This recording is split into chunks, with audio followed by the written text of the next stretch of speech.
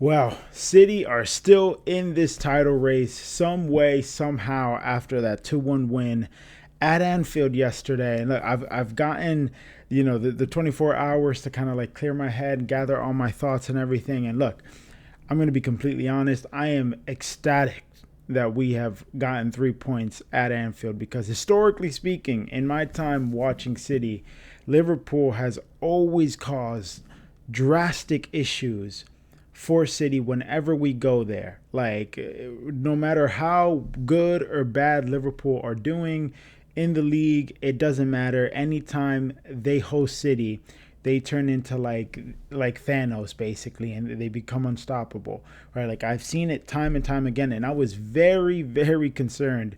Well, not so much concerned. I guess I just wasn't all that confident.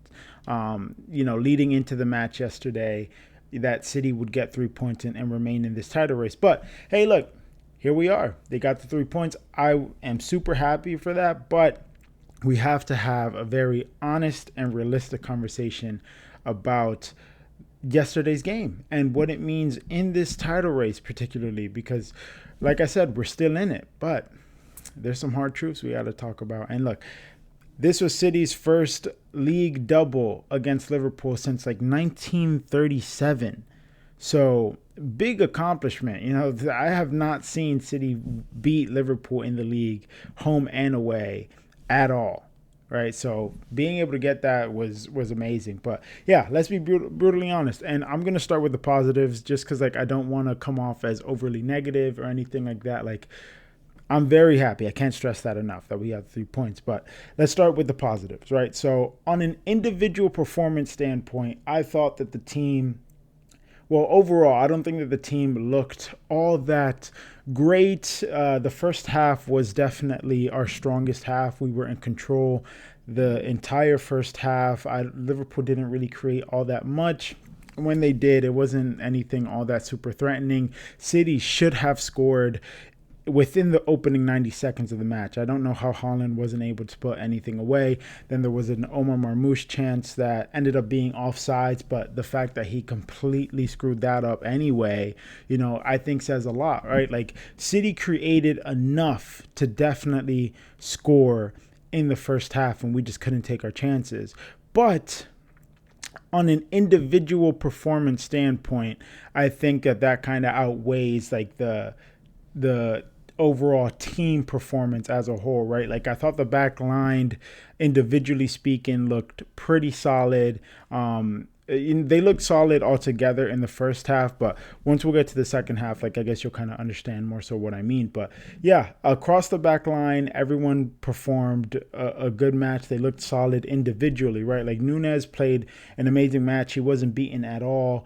When a Liverpool player would come and try to dribble past him or anything like that, he wasn't beaten. He provided good momentum going forward and everything. Ryan Aït-Nouri as well looked brilliant going forward for City as well. Kusanov had a decent match and then had to come off early on in the second half with like a head injury or something like that. So he didn't really get to play a full 90 minutes, but for the amount of time that he was playing, I thought he looked pretty good.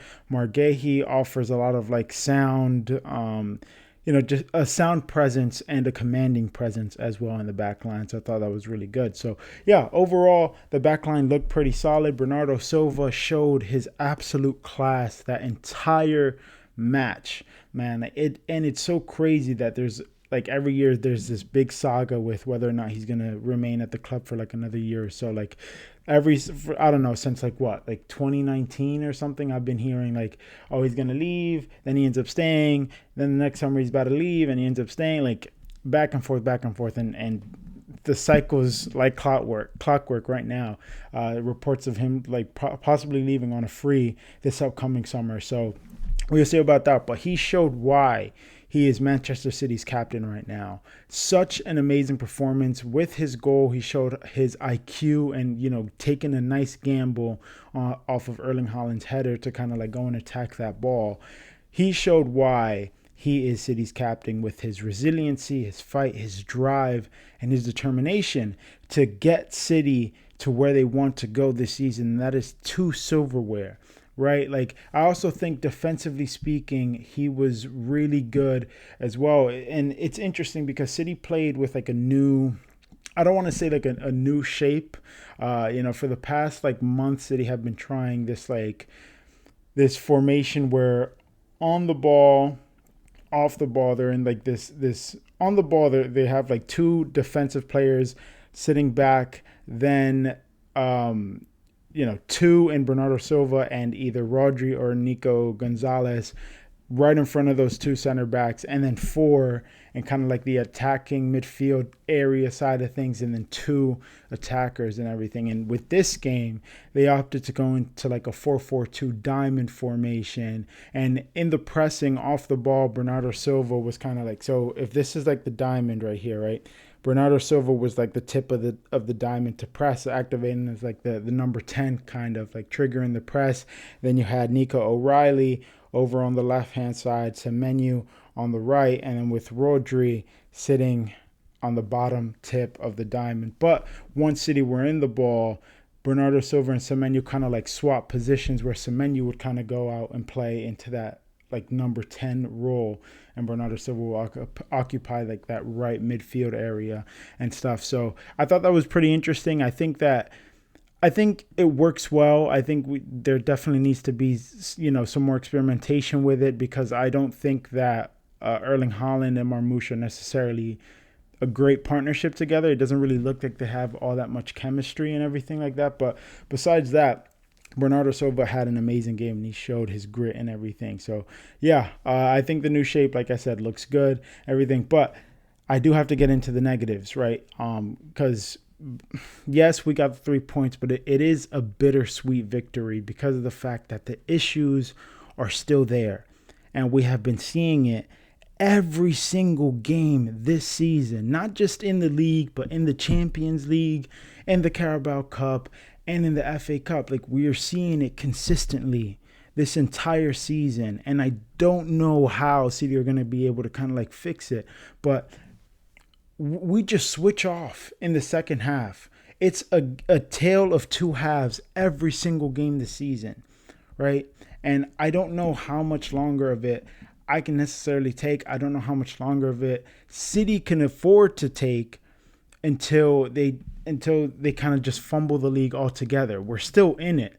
We're 6 points behind Arsenal, but the problems are still there. We saw it so many times, and most recently against Spurs, where we were completely dominant in the first half against Spurs. And then in the second half, Thomas Frank makes brilliant changes to start the second half, and everything just crumbles on top of itself, and City fold and can't get over the line. So City have been having this issue this entire season of not being able to see games off. They'll let slip a 1-goal lead, a 2-goal lead, whatever it may be. They just can't seem to kill games off completely convincingly. And if they do, they'll still end up conceding more often than not, in my opinion. So, yeah, the issues are still there. Haaland has been found out, and, it's starting to become a question of whether or not his role on the field needs to change, because I do think that since he's been at City, his playing style has definitely changed. And I don't think that it's necessarily for the better, because although, yes, he is a scoring machine and he has been putting his output in terms of scoring goals has never been better since he signed for City. But at the same time, in terms of like a player perspective, a player standpoint, him as an actual player, his ability to dribble past players, that's not his game anymore, right? Like, I saw that at Dortmund, when he was at Dortmund, him like taking the ball, dribbling past players, creating some chances for himself. Yes, he was still a poacher at Dortmund, but he has become a full-on poacher at City. And I don't necessarily think that that's for the better, which I know sounds crazy because of the fact that he scores goals left and right. Like, nobody's scoring as much goals as he is at all across Europe since he has been at City. But I don't know. I think this is coming down to just, I guess, preferences and me nitpicking at the end of the day, right? But like, I prefer an all around player in addition to goal scoring.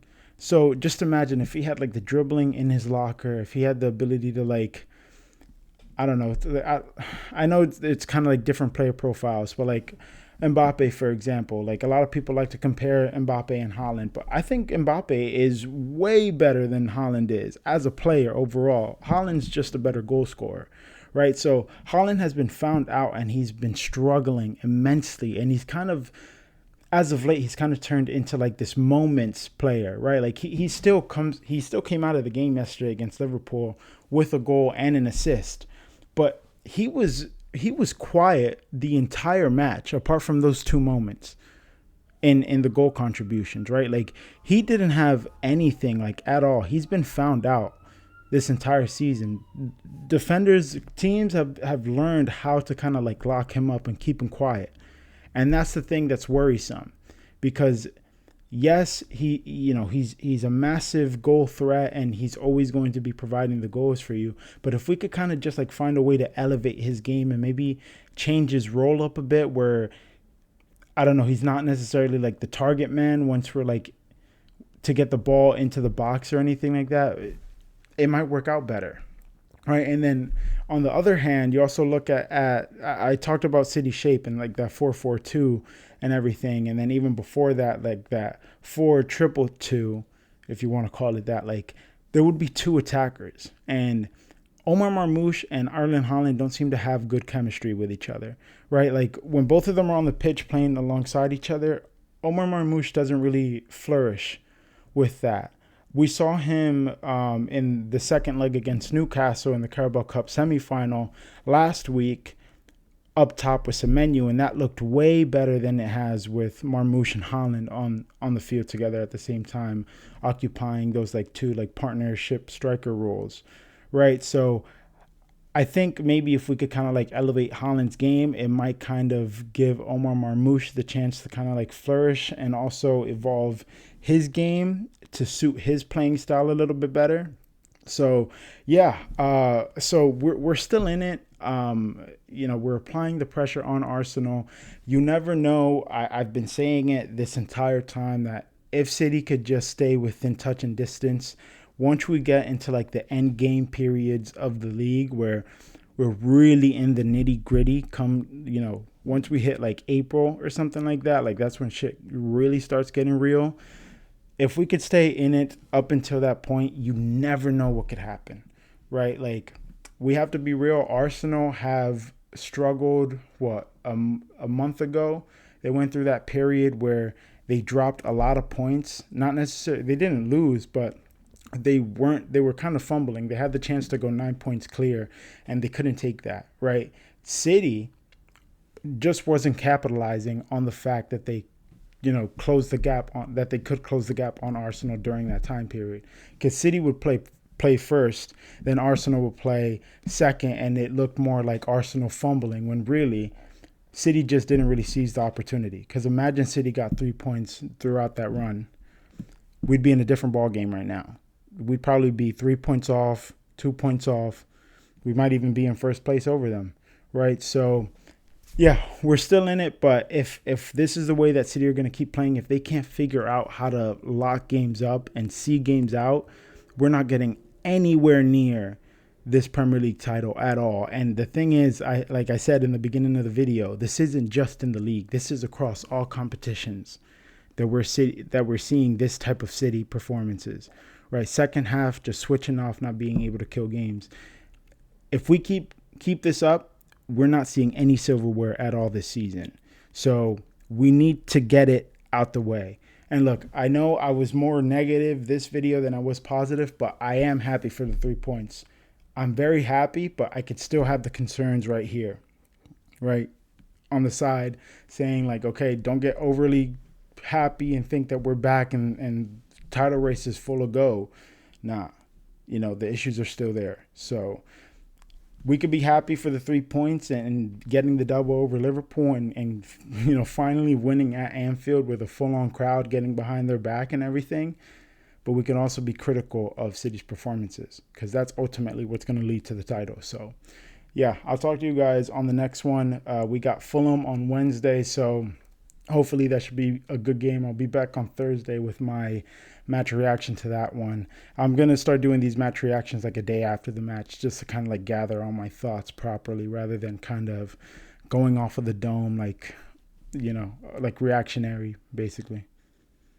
You know what I mean. All right, I'll see you guys on the next one.